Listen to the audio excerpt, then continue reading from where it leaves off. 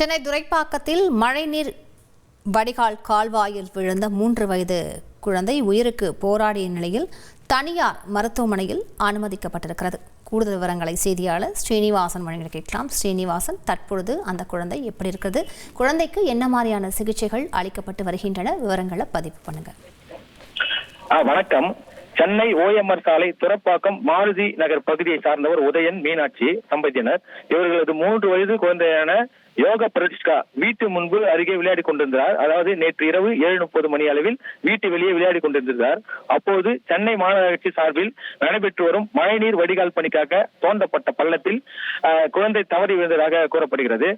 சனிக்கிழமை தோண்டப்பட்ட இந்த பள்ளத்தில் தொடர்ந்து 3 நாட்கள் பணி இல்லாமல் இருந்ததால் மழை வந்த பிறகு அந்த பள்ளத்தில் மழைநீர் தேங்கியிருக்கின்றன. அதே நேரத்தில் கழிவு நீரும் சேர்ந்து தேங்கி இருக்கின்றன.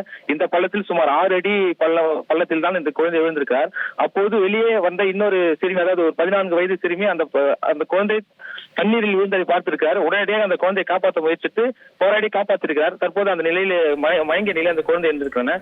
உடனடியாக அக்கம் பக்கத்துல உடனடியாக வந்து அந்த குழந்தையை சோழிங்கநல்லூரில் உள்ள ஒரு தனியார் மருத்துவமனைக்கு அழைத்து சென்றுள்ளனர். தற்போது குழந்தை நேற்று இரவு தண்ணீர் விழுந்த குழந்தை அந்த கழிவு நீரையும் மழையையும் சேர்ந்து குடித்ததாக கூறப்படுகிறது. இதனால் ரத்தத்தில் அந்த கிருமிகள் கலந்திருப்பதாக மருத்துவர்கள் கூறுகிறார்கள் என்று அவர்கள் பெற்றோர் கூற நாம் கேட்டிருக்கிறோம். அதே நேரத்தில் குழந்தை 5 மணிக்கு பிறகுதான் குழந்தையின் நிலவரம் எப்படி இருக்கும் என்று மருத்துவர்கள் கூறியிருப்பதாகவும் தெரிகிறது.